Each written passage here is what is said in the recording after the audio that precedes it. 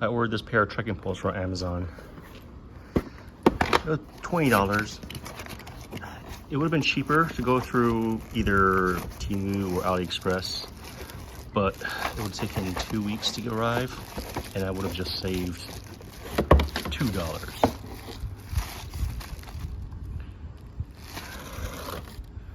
We have a clip for the poles.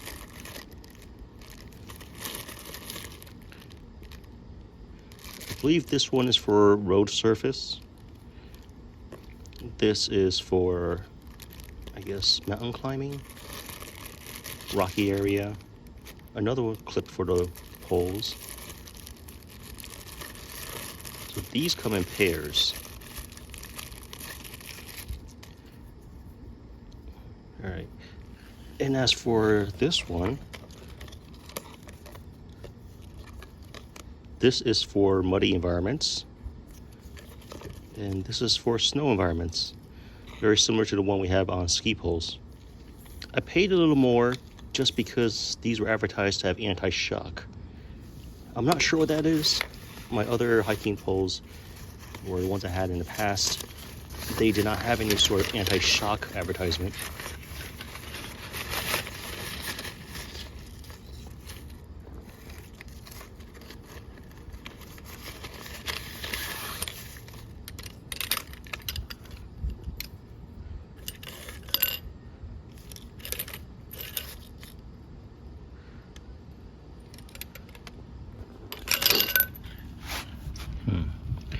There are more pieces here than I expected.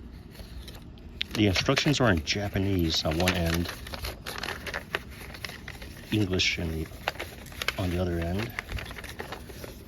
If you want to read a manual any part more detail, just pause the video.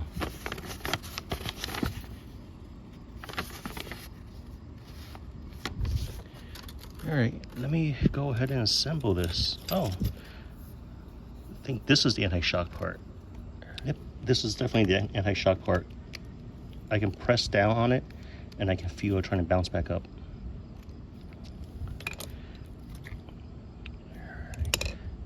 Okay, let me go assemble this. To assemble it, I'm essentially taking the thinner tube, inserting into the one that's next size up. It says stop. There's a stop line.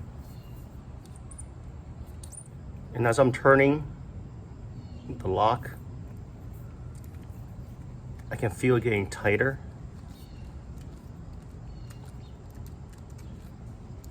Okay.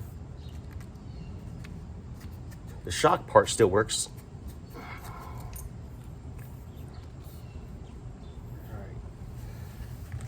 The next size up tube, this one here.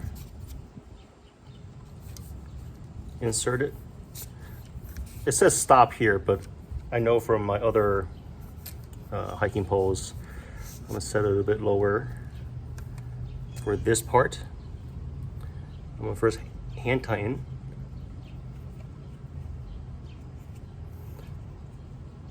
Essentially, I'm just turning it clockwise.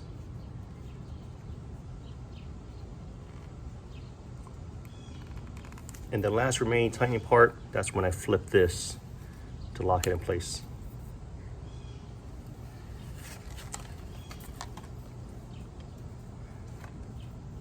This one, you first insert it.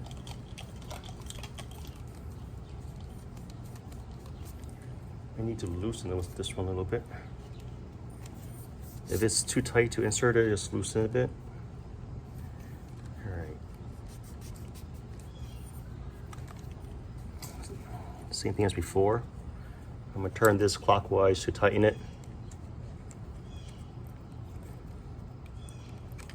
I'm only gonna do it by hand. It is plastic, so.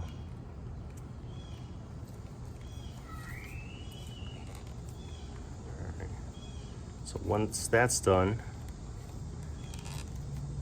I'm gonna flip this lever, close it, snaps in place. And as for the tip,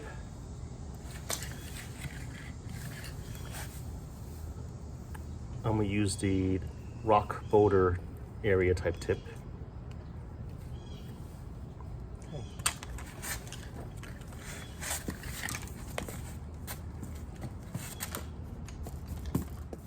It's a foam just for comfort. Some sort of like a fuzzy material, also for comfort, prevent chafing. Time will tell how long this will last, but if it ever fails or starts to rip, I can always take those tennis wraps and start wrapping around this. The anti-shock I mentioned before, belonging to the lowest segment, I can feel it. See this line right here? If I press both of this rod and this rod together, that line disappears. Right here, the rectangular part. If I just loosen that part here, I can now adjust the hand strap. And I can make the loop bigger or smaller. And when it's at the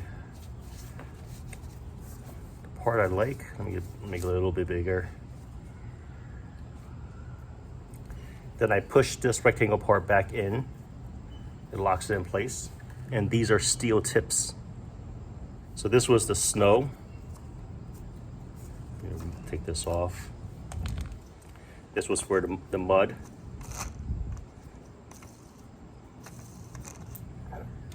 I'm essentially just screwing it onto this part here.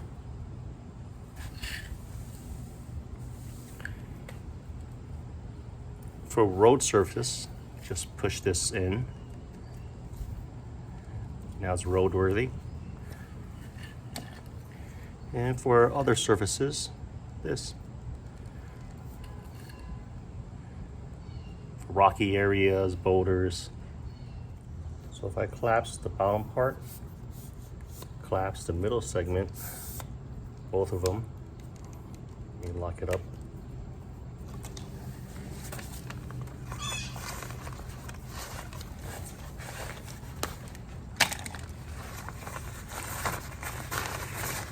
When it fits into this bag, it goes up to here.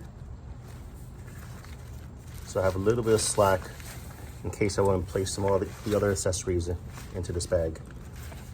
So it came with 2 of these clips. I'm just snapping it on.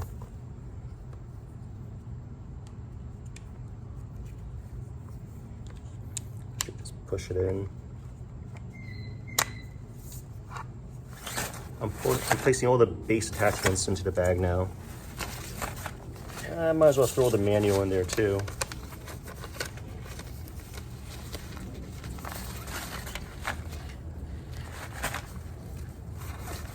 Now the actual item.